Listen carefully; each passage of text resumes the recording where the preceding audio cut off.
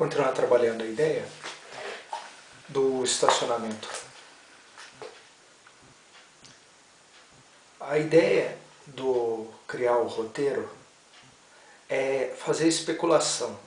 Então, eu acho assim, a gente tem que criar e escrever alguma coisa. Escrever alguma coisa. Então, eu acabei de pensar assim, tem o estacionamento fantasma lá, que não tem ninguém, meio improvisado no terreno, e o sujeito, primeiro, ele, olha, eu estaciono aí e depois eu pago. Aí na hora que ele volta para pegar o carro, não tem ninguém para receber. A vontade que a gente tem é de sair sem pagar mesmo.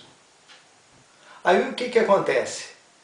Primeiro eu tenho que escutar essa vontade, a cena, de dentro para fora.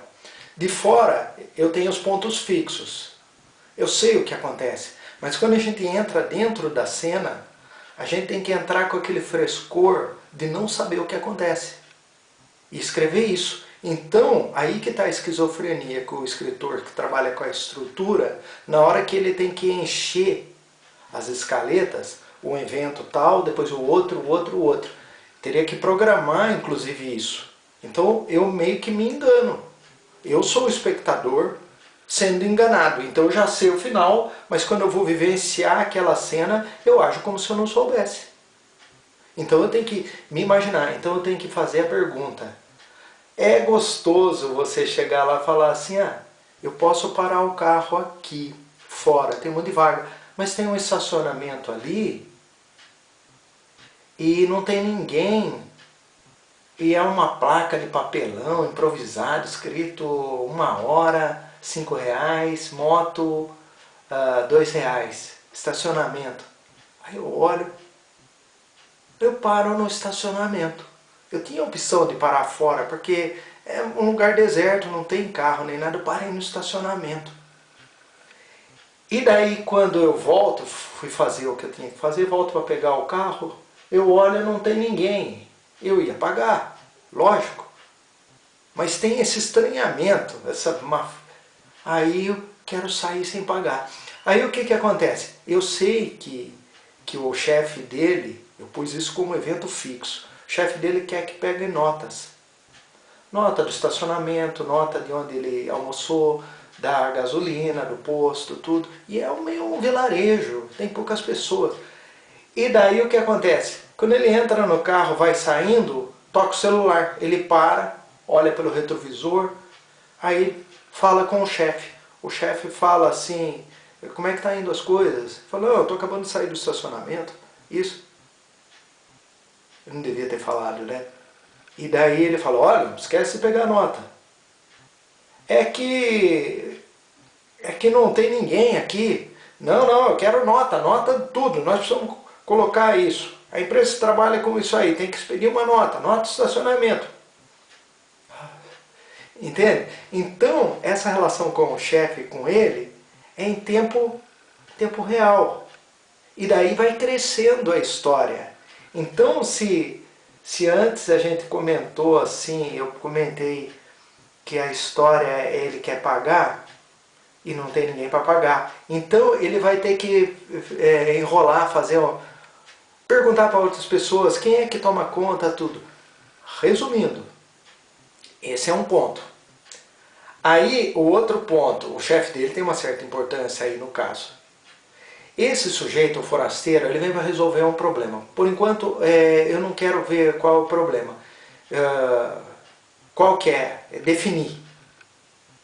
Né? Eu defini essa primeira cena. Fiz a pergunta e escrevi. Certo, comecei de dentro para fora. Agora eu afasto um pouco e penso assim. Ele vai encontrar o sujeito lá ou não? Vai. Como? Certo, ele vai investigando, certo? Então, de quem é o terreno? Quem é que toma? É um sujeito, ele senta sempre à tarde lá, ele põe uma cadeirinha lá, você não viu? Aí ele não veio hoje, vai ver que ele não está muito bem, ele vem amanhã.